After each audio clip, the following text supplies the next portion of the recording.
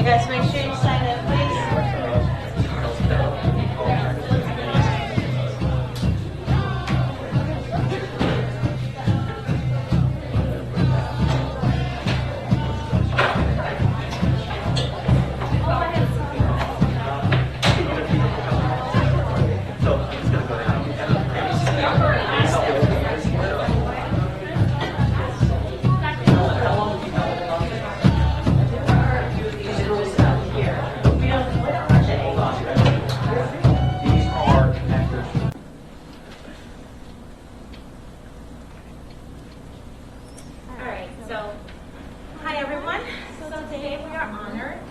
Theresa Johnson, okay, through the collaboration of the Friends of Wickers Creek and our public library through their members, who were so gracious to make sure that Theresa could come and speak to all of you today, okay.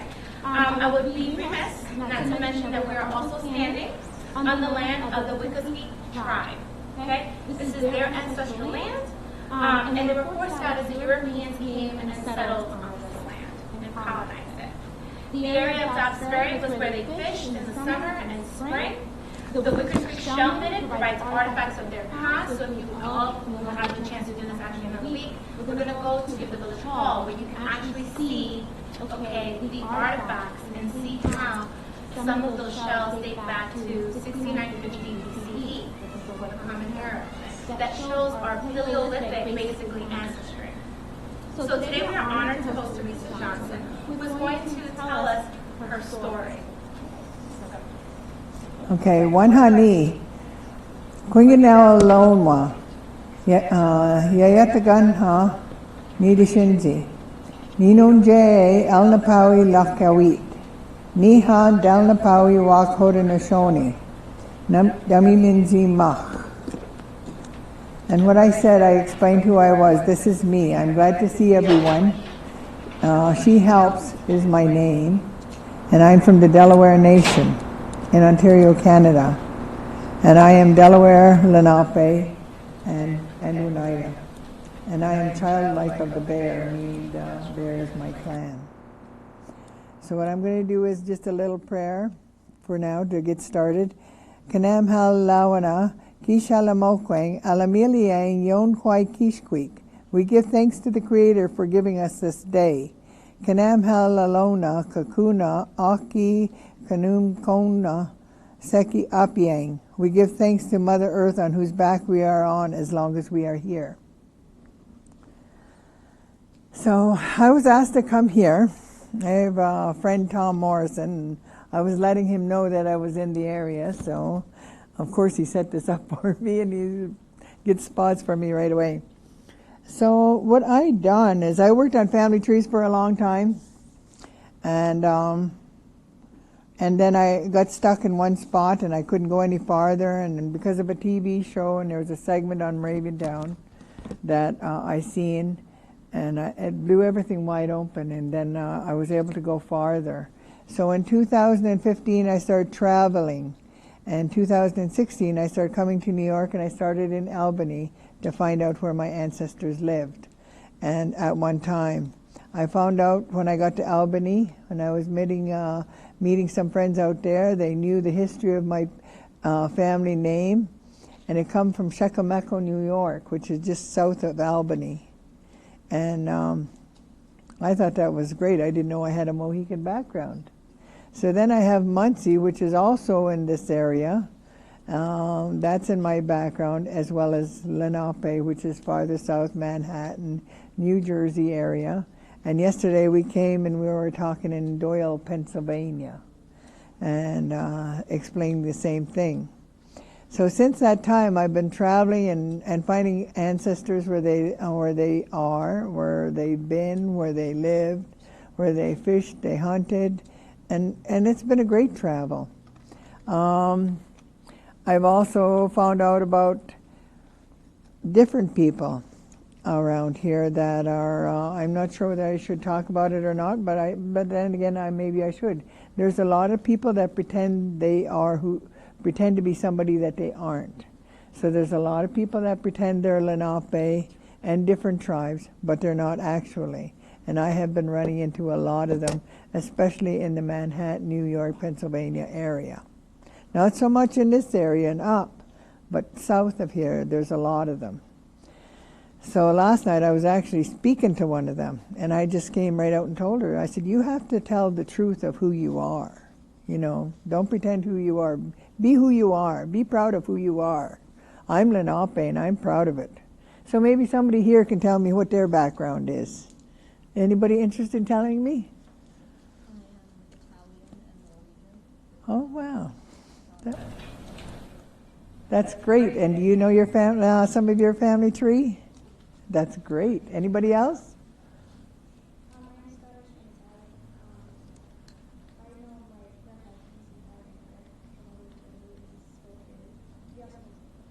Oh, wow.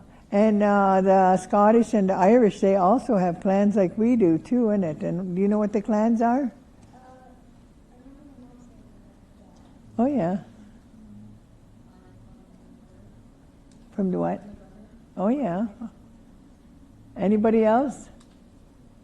Israeli and Irish. Wow, this is all interesting. And do you know some of your history, too? Yeah, my mom was born in Israel, and she immigrated when she was 7. And my dad is in the U.S. for a while, Irish. Wow, that's so interesting. Do you get a chance to go back to the country, the original country you came from? Yeah. Really? Oh my God, you're so lucky. I'm Italian, Hungarian, and Irish. Oh wow, that's interesting. Do you know a little bit of their cultural and traditions as well? My dad's side of the family comes from Hungary, Oh yes. and my mom's side comes from Italy. Wow, they have some interesting dances. Just like us, we dance too. This is my great-grandson Philip here, and he likes to dance in some of our dances too. And he was kind of bashful today, but he wears a ribbon shirt like my husband. And I made a shirt like him, only he's a Bear Clan. I'm a Bear Clan, and my husband is a Turtle Clan. Anybody else in here? I'm pretty much like almost half and half Irish and Polish. Oh, wow. Wow. And have you ever traveled back to Italy or Poland or no? No? Irish? No? Anybody else ever travel back over there? Anybody else want to say where they're from? I went back to Italy once. Did you? Wow. I would love to go there. I want to ride on those boats. They got boats like big canoes. I'd love to see them. Okay, with me I brought some of our artifacts with me. We have a different drum. It's only a deer hide, and it's folded up and it sits on a table. And these are our drumsticks. So if you want to pass them around and look at them, this is a family of drumsticks. Like there's the father, the mother, and the child. And these are actual drumsticks for the drums that our people used. Like these are the genuine ones that they use. Yeah. They're not the old ones from the old days, but they're replicas of it. And we still, some people still make use of that drum. It's a funny looking drum, and it makes funny noises, but it doesn't sound like a regular drum. Surprising that there was a whole family of drums. Yes, I was surprised. The mom, the dad, Mm-hmm.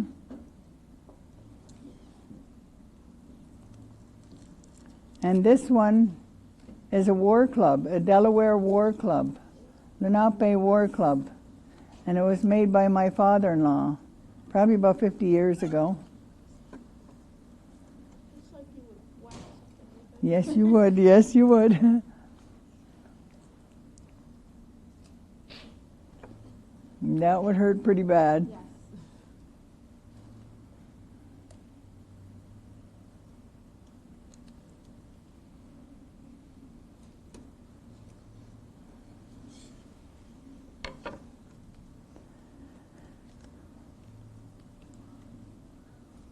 So where I live now is in Ontario, Canada.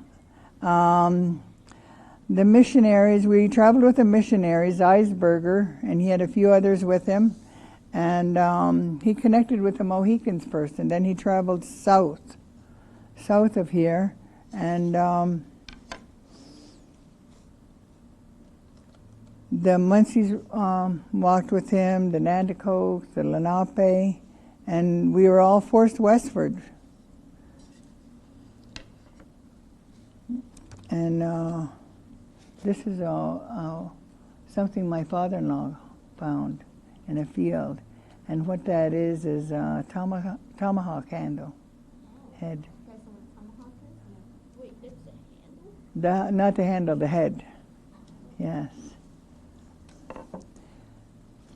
So there was a lot of us Lenape when at European contact, and we figure they lost about 2 million people right off the bat, just due to diseases. And then after European contact, we had a lot of massacres. And there's massacres up all along down here, wars and Manhattan. Wall Street, the Wall Street was built to keep us out. And when you hear about Wall Street now, they say it was built for some other reason, but that's the stories that were passed down in history to us was it was built to keep us out. So you guys remember that Andre, he's not here right now, but Andre was like the wall, remember from the picture? That's yeah, the wall, yes. And Charlotte, yeah, the wall. Yeah. So that's what she's referring to. We always talked about that right all the time, and I never knew what it was. And I still haven't been down Wall Street as many times have I been to New York City. I've never walked down Wall Street to see where it actually is. That's why they call it Wall Street. And so where I live now, we were gone westward, and one of the last massacres that they had was in, this was found in near where I live. One of the last massacres they had was in Gnadenhutten, Ohio. And after doing my family tree, I went down there as part of my trail, checking out my history. And I had this little black book that told the history about Gnadenhutten. And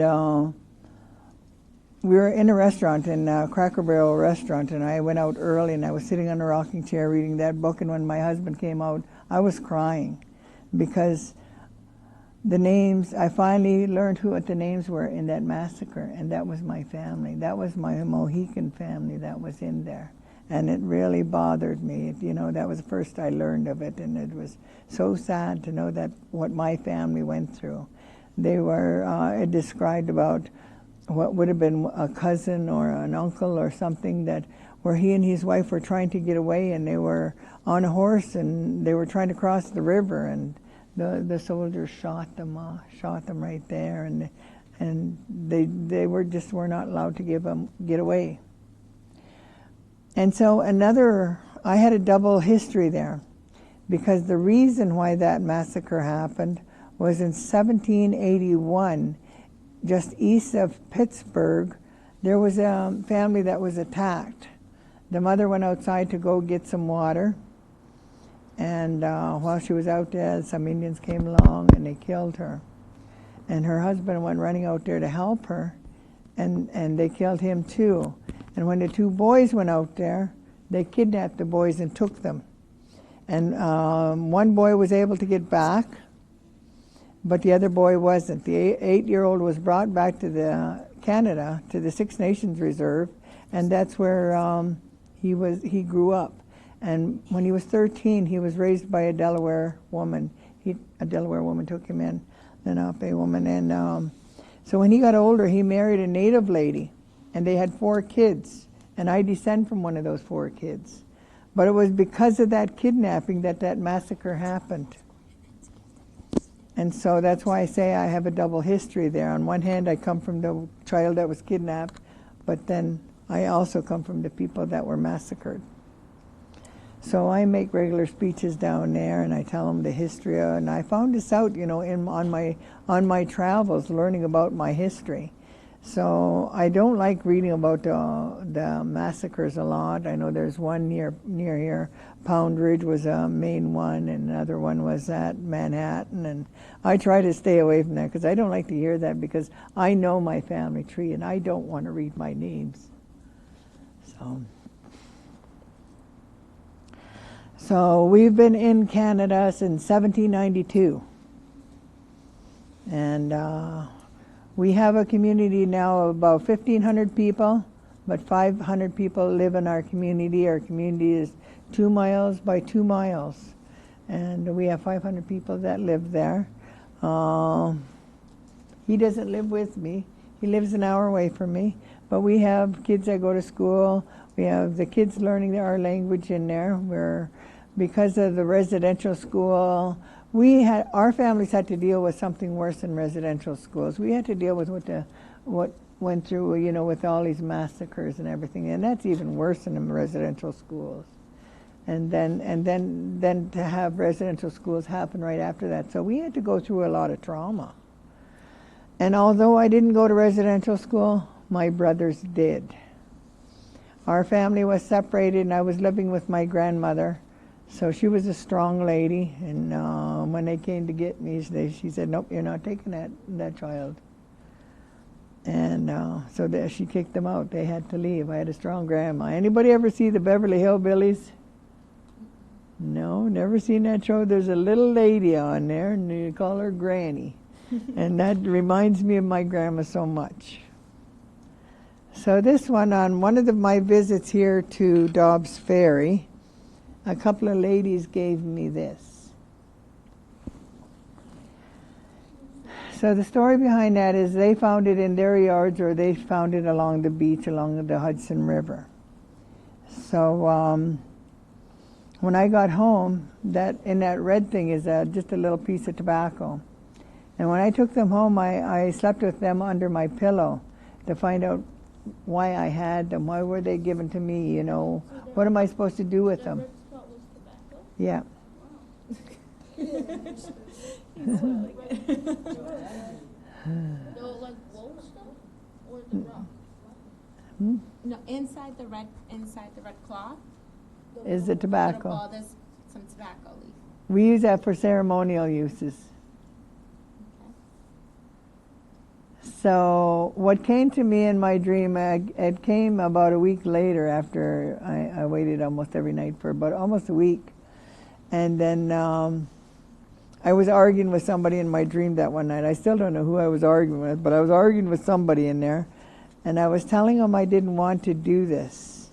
But they told me I had to. It was my job now, that I had to keep on going and bringing the stuff back to home and letting people know what's out there, what's going on, and telling our history. So I've been doing that ever since. I travel 3 or 4 trips a year, going anywhere from between here and Oklahoma. There is 5 federally recognized tribes, 3 in the United States. There's Anadarko, Oklahoma. There's Bartlesville, Oklahoma. There's Stockbridge, Munsee in Wisconsin. There's Delaware Nation, or Alnapawi Lakawit in Canada, Ontario. That's where I'm from. Then there's a Munsee, Delaware. That's also in just a little ways from me, about a half an hour from me. And then there's a few people in the Six Nations Reserve that are federally recognized Delawares too. So this one right here is a musket ball. So I continue to do that. I continue to tell about my travels, what I've learned, what I've seen, and there's so much to see.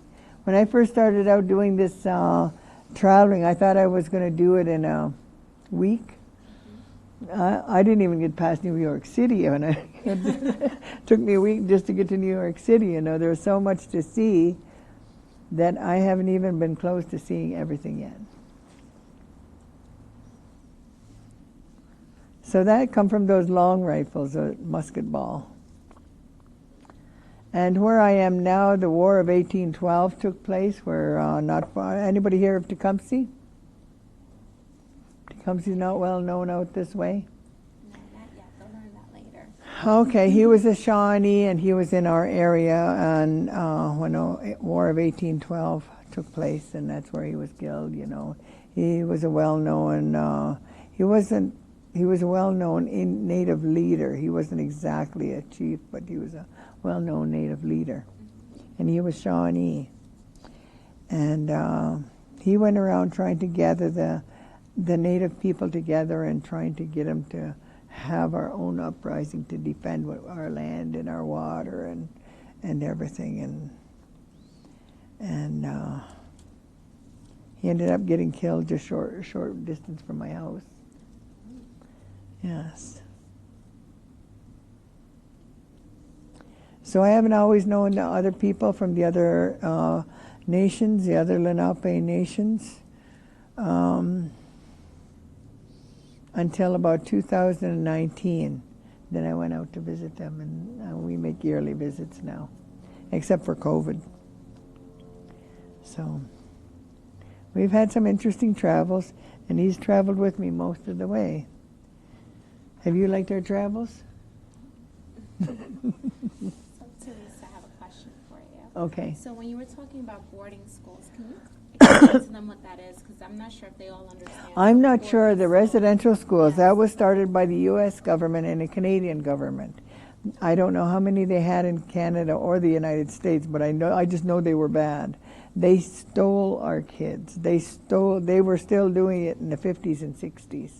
They were taking them, if your kids were walking down, one family said they were walking down the road to visit their grandmother, which was half a mile down the road. And a car stopped and asked them if they wanted to take some ice cream.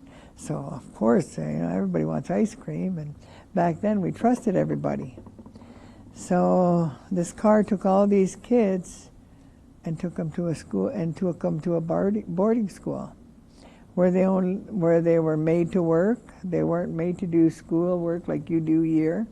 They were made to work. They were made to work out in the fields. All they got was old food or oatmeal to eat. A lot of them were called mush holes because that's what they called the mush that they had to eat was the oatmeal. And I remember one time I was talking to my cousin. She went there. She went there when she was 5. And she said she used to have to work outside in the gardens, and they had to pick all these vegetables and everything. But she said they never got any of it. And I used to get her to peel potatoes at my big dinners because I didn't like peeling potatoes because there's so many of them. And she hated them even worse because that's what she had to do as a youngster going in there. So she was a tiny lady. She was only about 4'8". So I can't imagine her being a little person in these schools, because these schools were not very nice at all. Some of the older kids picked on the little kids. And it's worse what the teachers and the nuns did to the children.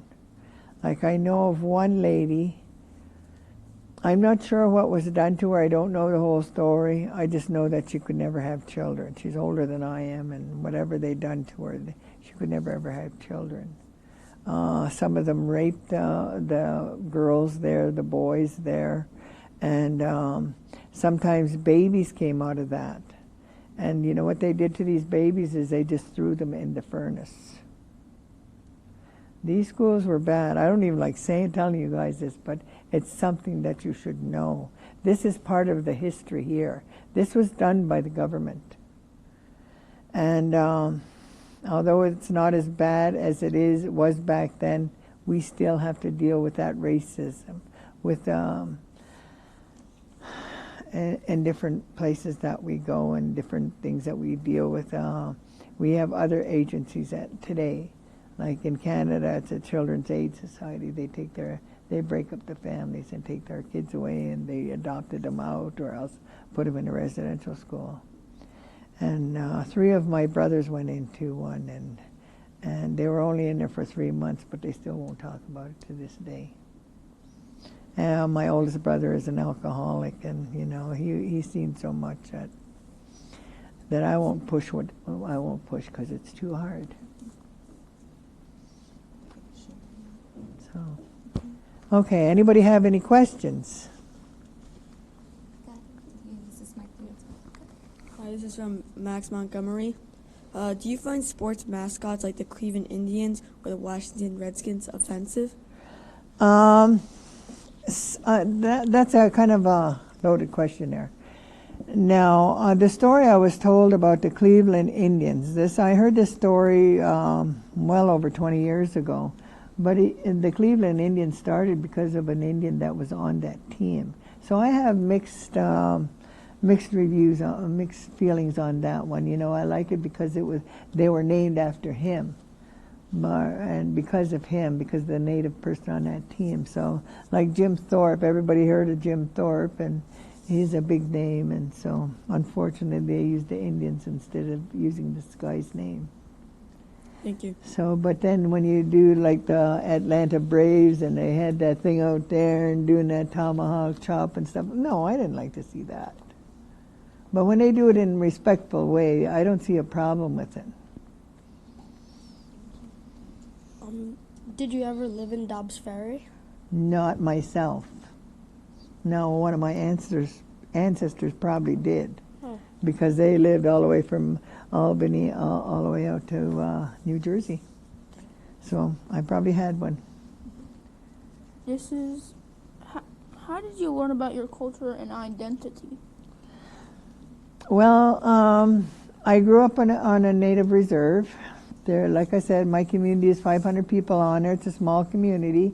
I lived with my grandmother, so she always cooked our food the old way, like the old corn. We use white corn for soup and bread, and she made all that. So that was nothing new to me. It was part of our daily life. We didn't have toys like everybody has today, and we didn't have a TV. We made our own toys. We went out in the bush and we made our own utensils, you know, for our own kitchens, our own. We made corn husk dolls, you know, from the cornfield. We'd go play in the cornfield and make dolls for ourselves to use. So. How have you learned your tribe's perspective as you learn the history of America? How have you learned your tribe's perspective as you learned the history of America? And well, I can't speak on behalf of my tribe. I can only speak on my behalf. You know, I can't. At least what you learned. Yeah, I learned a lot, and you know, I learned both good and bad. I learned more about our traditions. I learned more about, as well as learning the bad stuff. There's both sides to each thing. So. Have you ever lived in a traditional Native American house? Have I ever lived in one? Yeah. No, but I'd love to.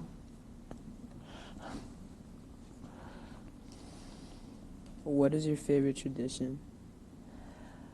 Oh my God, there's so many. There's when I was out in Oklahoma, they played a game called Lenape football, and I learned, because I'm older, it's a game against men against women, or boys against the girls. No age limit on this game, but they got to have goalposts at each end, and the women can do whatever they have to do to get that ball over there, but the men cannot handle the women. They can't grab them and knock them down and take it away. They have to be careful with them, and it's making them teach respect for that. So that ball, I was sitting there watching the game, and the ball landed near me, and because I'm an older lady, I could grab that ball and I could take it to the goal post, and they can't touch me.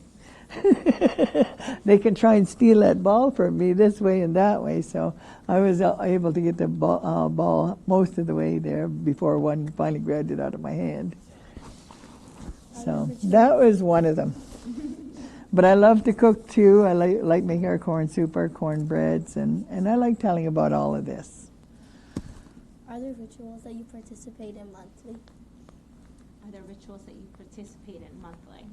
I don't do that so much, no. Because there's different tribes that held different things. We don't all have the same thing. We're all different. Like maybe, like he says, the Polish over here is different than the Irish over here. You know, we're like that too. The Ojibwe is different than the Oneida or the Lenape. So we all have our own customs. Have you ever faced discrimination? Yes. Unfortunately, all through school, because, you know, when I was growing up, I was poor. I didn't realize I was poor. I thought I had everything, you know. I played outside in a bush. I had everything. I had lots to eat. I never seen a strawberry. You know, strawberries you see in the store today. The strawberries I had were about the size of your fingernail. And the berries, the nuts, we did all that. We went picking all of that, and that's how we lived. Well, we got food from the grocery store as well, like flour and stuff like that. But most of our food was right there. Are there any interesting things you want to tell us about your culture? I think I've been telling you a little bit all along here, yes.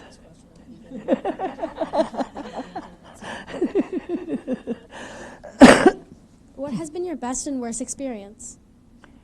My best experience, oh my God, I don't know. I just love all this traveling, and I love talking about all this thing, but I don't even want to talk about my worst one. It's too sad.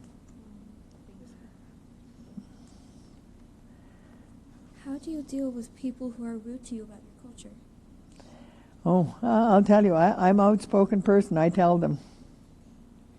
I actually handled one yesterday, because when I talk about fake groups, I was told by one of the chiefs, Lenape chiefs in Oklahoma, that there was 46 or 47 fraudulent Lenape tribes in the United States.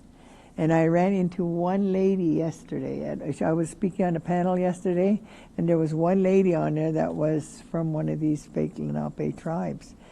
And I wouldn't talk to her. I wouldn't shake her hand. I wouldn't acknowledge her. But at the end of the day, when I was going around and I was hugging everybody and shaking hands and whatever, I wouldn't do that with her. I just told her and pointed right at her that she had to tell the truth about who she was. You know, don't pretend to be somebody you aren't. How long have you been talking about your experiences with students? Oh, ever since I started coming over here, ever since I started doing it. I've been talking to students for probably about 10 years. But in the States, probably the last 6 or 7. How was it like growing up as a Native American? Like I said, I thought it was regular. I thought it was regular. We just played outside. We didn't have any toys. We just played with nature, what was out there, and we learned the medicines. And I lived with my grandmother, so we watched her do all that old food cooking and stuff like that. And we thought that was normal life. I didn't realize I was poor till I got older, and I said, "Oh, I guess I was. I didn't know it." It's okay. What traditions or customs still exist from before Henry Hudson came? Our foods. Most of our ceremonies have been lost, and we're regaining some of them, like the use of the medicines and the tobacco and stuff like that. We're gaining all of that back, and our language. I'm not sure what's going to happen with our language. On my reserve, we only have one speaker left, one fluent speaker, and for the last 5 years, she's been teaching others to speak fluently. And how well they're doing, I don't know. I'm not a fluent speaker. When did you find out that some of your ancestors lived in Dobbs Ferry? I would say about 2015. Mm-hmm.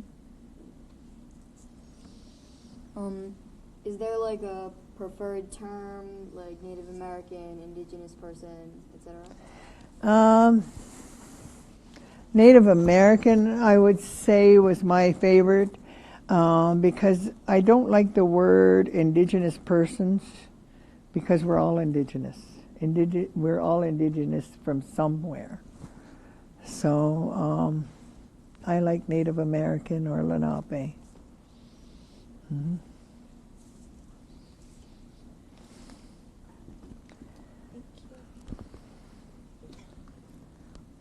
Is there anyone that has another question that they have pressing in their mind that they would like to ask? Anybody else? Even those out there? Yeah, go ahead. What are some holidays that you celebrate?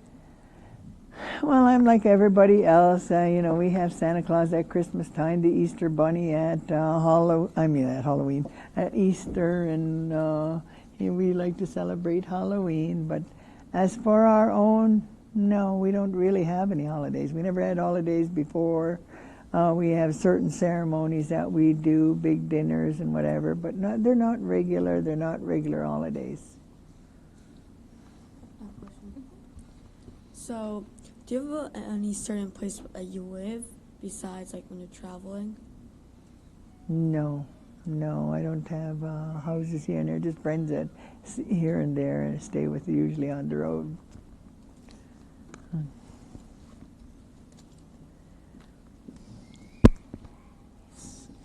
What is your favorite type of food? Corn soup and cornbread, made the old way. Anybody else? There's somebody over there in the corner. Joshua, come over.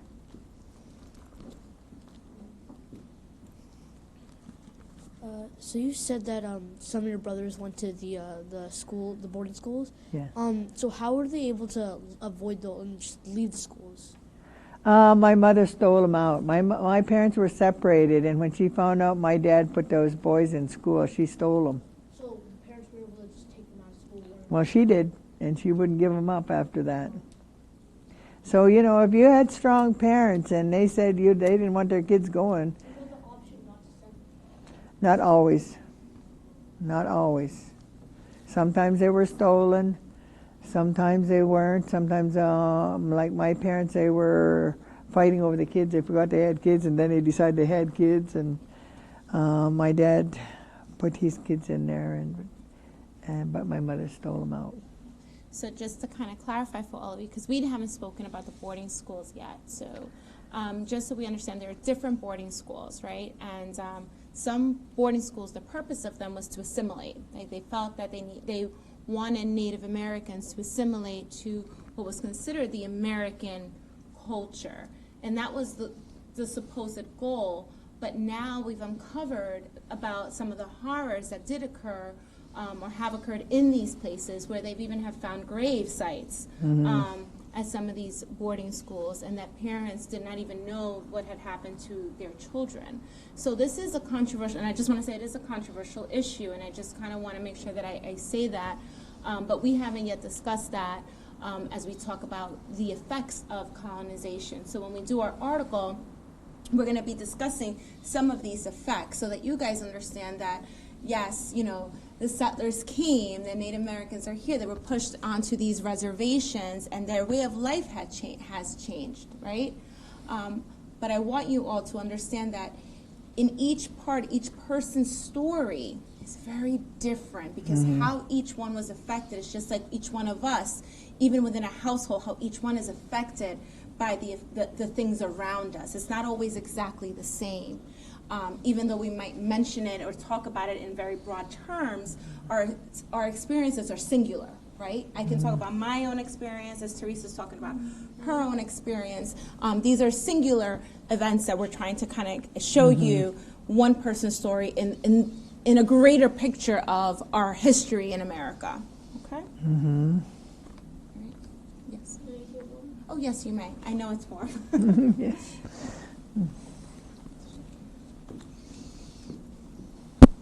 So you mentioned that you're from the clan of the Bear. Yes. Are there any other clans? In the Lenape tribes, there's 3 clans. There's the wolf, the turkey, and the turtle. My mother was Oneida, so she was from the Bear clan, so I had to follow my mother. So she was from the Bear clan. So any of my children, they're bears, and it ends at the boys. It can only pass on through the girls. Matriarchal. Yeah, and Lenape is like that, Oneida is like that, Cherokee is like that, but the Ojibwe, they follow the father. So that's why I say some of our things are different. Some are the same, some are different. So, following Shane's question, the different groups, do they practice different religions? Depends, like if you're a bear. Different ceremonies, yes. The bear has different different jobs. The bear is mostly works with the medicine. My husband likes his because he's is the protector, and the wolf I think is the one that did the adopting. And each clan has a different job. You'll be the last question. Okay.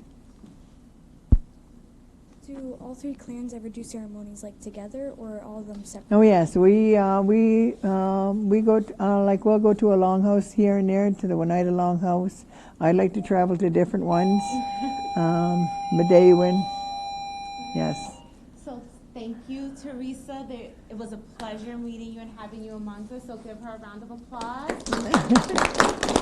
And to your great grandson, thank you for joining us. We greatly appreciate it. You guys were all wonderful and very respectful, and I appreciate that. We will continue our discussions because I see you guys tomorrow for a little bit.